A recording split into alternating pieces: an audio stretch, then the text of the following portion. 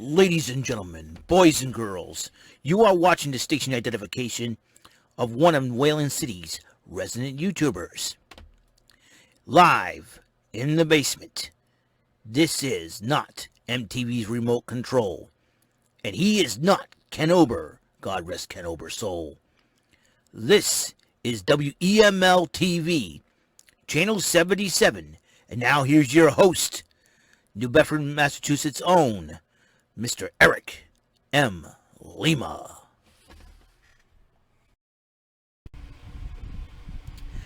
Thank you very much, Mr. Announcer.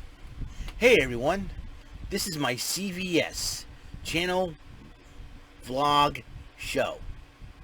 Not the CVS pharmacy. No. This is my CVS channel vlog show, known as WEML-TV Channel 77, in which there's Ordinary, and then there's me, the host of the show, Eric Lima. What's going on, everybody? Hope everyone is had a wonderful weekend. A little bit a change of schedule, and I do apologize. I'm actually going to postpone the Saturday Superstar Arcade till tomorrow, but it'll be I'm still calling it Saturday Superstar Arcade because it's named after a show, mind you. So, in honor of to that, I'll do a Sunday special, the Saturday Superstar Arcade, tomorrow. All right, and I'll probably do that after church because I get everything.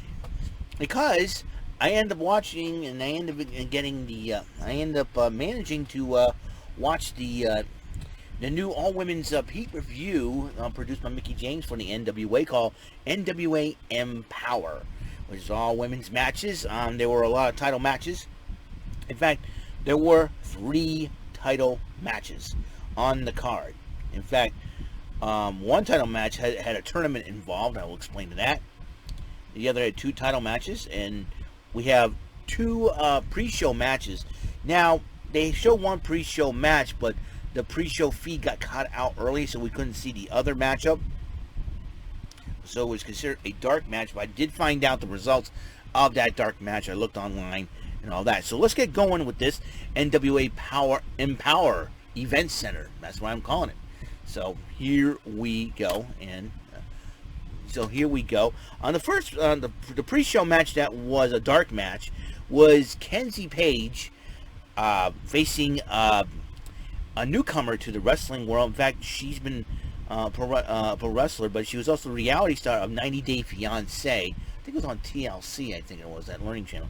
Paola Mayfield, which goes by the name of Paola Blaze. And Paola Blaze had Taryn Terrell and Genocide in her corner, and I think with their help, I believe, Blaze did pick up the victory over Kenzie Page. And the other matchup that did air, Sky Blue versus Brazil's Christy James, and Sky Blue did pick up the victory over Christy James. Now, the actual main show was kicked off by Mickie James, who, I'll tell you what, this is probably the most emotional pay-per-view I ever watched, and it's like, wow, all these women displayed like the biggest emotion ever, and it was really, it was some really cool, beautiful moments there. It was real. It was totally real. I was gonna tear up at one point, and it was that good. Mickie James talking about how, thanking the NWA and everybody else and everybody who was involved in this. And she was so touched to tears. Everybody saying, "Thank you, Mickie. We love you, Mickie." And then they decided to kick off the show. So then it kicked off a triple threat match for Battle of the Brands. Representing NWA is Kylie Ray, the returning Kylie Ray. Representing AAA is Chick Tormenta, the female luchador, and then representing AEW, Diamante. And after it was a hard-fought battle, when Tower of Doom and everything else, these women just really fought their butts off, and in the end, Diamante did win the Battle of the Brands. So AEW's got one up. And then the TNA Women's Tag Team Tournament, there were 4 teams in 2 matches. In these 2 semifinals, whoever wins those face each other in the tournament finals to determine the first ever NWA Women's World Tag Team Champions in decades, in the modern era. The Hex was the team of Allison Kay, formerly known as Sienna in Impact, and Marty Bell. versus Hell on Heels. That would be Sahara 7, one of the prominent women's wrestlers in the indies, and Renee Michelle, who you know, the wife of Drake Maverick. So, and we've seen her on Raw. These four ladies just went at it. I mean, they just went at it. I mean, you're talking about, you know, these like a lot of attitude, a lot of heart, a lot of gumption. In the end, though, the Hex did come out the victory, eliminating Hell on Heels, the team of Renee Michelle and Sahara 7, eliminated on the team of Allison Kay and Marty Bell. Move on to the final round to face the winner of the Free Babes and Red Velvet and Kylan King. That match was next on the card. The Free Babes came together for second-generational wrestlers. Jazzy Yang, who is the daughter of Jimmy Wang Yang, your boy. Hollywood Haley J is the daughter of OVW standout, the Amazing Maria. And Miranda Gordy, daughter of the legendary WWE Hall of Famer, the late great Freebird himself, Terry Bam Bam Gordy. And they decided to use the Free Babe rule, the Free Bird rule, which is in their thing, where if they went on to win the tournament and win the belts, they'll defend 2 or 3 members will defend those titles. But they went up against AEW's Red Velvet and Kylan King from the Nightmare Family Factory. And in a shocking, I expected the Free Babes to, use their underhanded shenanigans to win the match, as Hollywood Haley J tried to do. But in the end, Red Velvet and Kylan King will face the Hex in the tournament final for those tag team titles. So, My Valentine interviews the Hex, though, and they said they'll be ready. And Marty Bell talks about how a Dominican Republican wrestler was not recognized as a champion in the NWA, and she says she has the opportunity to right that wrong, which is really, really, really cool. If you think about it, Marty Bell is fighting with all heart. So, Gail Kim decided to arrive, being representative of Impact Wrestling, thanking the fans, thanking the ladies, and all that at the chase. But Taryn Terrell, Genocide, and Paola Blaze interrupt Gail Kim. And Taryn Terrell says, all about me, gathering, bye. I'm like if I would have looked at glared at Taryn Terrell and said, sweetheart, if you don't shut up, I'm going to send somebody to shut you up. I'm not going to lay a hand on a woman. I could have glared at her like this. Nah. I don't care if you got the female version of Dr. Man wanting to beat me. That's what, if you've seen it on one of the Super Sentai shows that is Dr. Man, that's what Genocide looked like. Dr. Man, you know? I forget what Sentai show that is. Somebody would get me in the comments. It'd be great. And then all of a sudden, a shocking appearance by the legendary Awesome Kong, who had a great rivalry with Gail Kim in Impact Wrestling. And basically, Genocide and Blaze, Paola Blaze, were taken out by Awesome Kong. But then Awesome Kong says, come here, Gail. And then she addresses the crowd. She says, I'm done with professional wrestling, but I want to do it. I want to go out with you on that note. And then Gail Kim nodded her head, and then the two shared a big hug, tears in their eyes, and I'm like, that's a beautiful moment. They hug. It was really, really cool. He said, and it's great to see Awesome Kong beating done one last time. I hope she does well. I like to see, I think she was moving to acting, so I think it'd be great to see her in acting and see what she can do. I miss Awesome Kong. She's one of the toughest, even as Karma. I think my favorite part when her in the WWE was she beat up on Michael Cole. That was funny,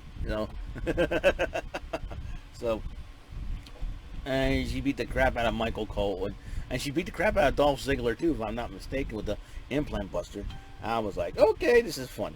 So, I like, I'm gonna miss Awesome Kong in the ring, and I'm sure there's a brand new generation of big strong women that are gonna come up and beat people up. You got Rhea Ripley on Raw, Raquel Gonzalez in NXT. You got Genocide in NWA, Havoc in Impact.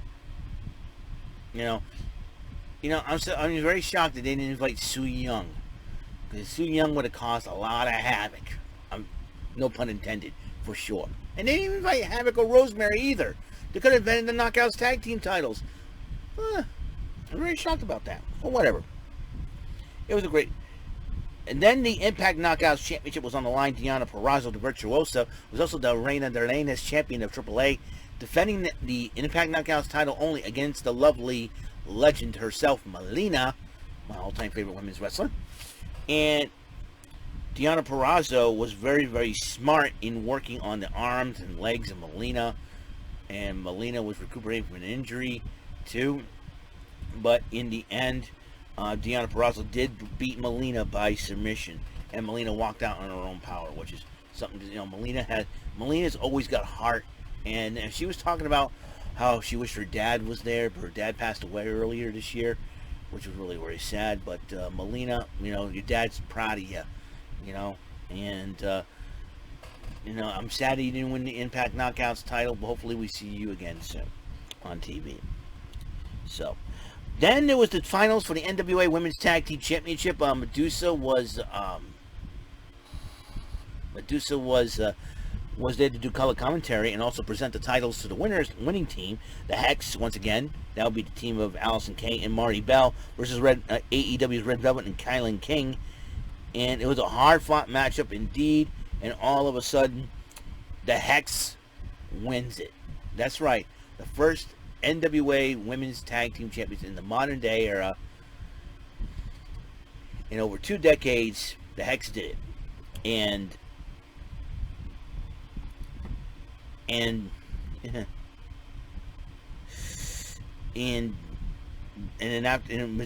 Medusa presented the titles to Marty Bell and Allison Kay, which they were very, very happy. And then Kylan King and Red Velvet decided to shake hands and show respect and hug, and it was an awesome thing to see, an awesome sight. Once again, that's what it's all about, and they respected the champs, so it was really, really cool. I'm sure they'll be inviting those ladies to AEW. That'll be really fun to see. NWA and AEW working together, that would be totally awesome. You know. Then the NWA Women's Championship was on the line. Kamille against Legit Leyla Hirsch. Leyla Hirsch is small. You know, if you check out the matchup, and you know, Camille's like 5'10", about as tall as Charlotte Flair, and Leyla Hirsch is like the size of Kairi Sane, if you want, you know, or even smaller. And it was crazy to see. It was just crazy nuts. And it was a hard-fought matchup overall, but in the end, Kamille did retain the title. So she'll be facing the winner of the next match, was the Women's Invitational Cup. It's sort of like the Royal Rumble, a little bit, but no over-the-top rope. You know, it's sort of like it's like a Royal Rumble meeting the Gauntlet match together. You know, sort of like a tag team turmoil match, but in singles competition. And Chelsea Green and Kiera Hogan started things off, and then the third entrant was Bianca Sofia Carella, who is the daughter of Santino Marella, another generational superstar. Then Thunder Kitty joined in on the fray. Number 4, Genocide joined in at number 5. Lady Frost joined in at number 6. Debbie Malenko, I don't know how is she related to the Malenkos. I know she was trained by them. Coming in number 7. Jamie Senegal was number 8. Masha Slamovich number 9. And this took place in St. Louis. The hometown girl, Tootie Lynn, and they call it the Blue Dragon or something like that. The last Blue Dragon was number 10. So the order of elimination goes like this. Genocide had eliminated 2 people in this matchup, and that would be Bianca Sofia Carella was the first one to go, and then Thunder Kitty was next. And then the third elimination was Lady Frost, eliminated by Debbie Malenko, but then Kiera Hogan eliminated her, Debbie Malenko next. Number 5, Genocide was eliminated by Jamie Senegal, since Senegal originated the pinfall. While the other 2, I think the other entrants were on top of her, just to make sure of that. Jamie Senegal, though, was eliminated by Masha Slamovich. Then Kiera Hogan, then Slamovich eliminated Kiera Hogan, makes that the second elimination for Slamovich. Now it was, and then Slamovich was eliminated by Tootie Lynn, the hometown girl. Now it's down between Tootie Lynn and Chelsea Green, and Chelsea Green ended up winning the NWA Women's Invitational Cup. That means tomorrow at NWA 73, she'll challenge Kamille for the NWA Women's Championship. So, I don't know about you, but it was, and everybody came out to hug and, congratulate and everything else. Chelsea Green gave Tootie Lynn props. It was really cool to see. It was a beautiful event, well done. Congratulations to Mickie James, Gail Kim, Medusa, and Jazz for putting it together, and for William Corgan for giving the blessing to have that happen. In fact, William Corgan did come out to show the original Mildred Burke belt. Mildred Burke was the one that pioneered women's wrestling, and to see that go down, it was totally awesome. So it was a great event overall. I enjoyed it, thoroughly enjoyed it. If you're a fan of women's wrestling, I suggest you watch it, and it was totally awesome to see. So that's all the time I have on this show, because it's getting late. It's 11:38 p.m. Even though it's a Saturday night, I've already taken my shower. I'm good. But what can I tell you? Okay, what can I tell you? It was great. Like I said, there'll be no Saturday Superstarcade tonight, but tomorrow I will do one to make up for it. So even though it's going to be Sunday, it'll be Saturday Superstarcade on the Sunday. I should have called that. It'd be funny. But I came up with a name just to name it after two of my favorite shows, Saturday Supercade and Starcade, and I put them together. So that's how it is. So that's it. This is episode 511. I'm done, and I'm gonna try to wake up early tomorrow morning to do my Joker's Wild slot machine Sunday beforehand. That way I have that free room to do so. Okay. I'll see you guys later. Have a good night, guys, and until the next episode, peace, love, and bless out. Good night.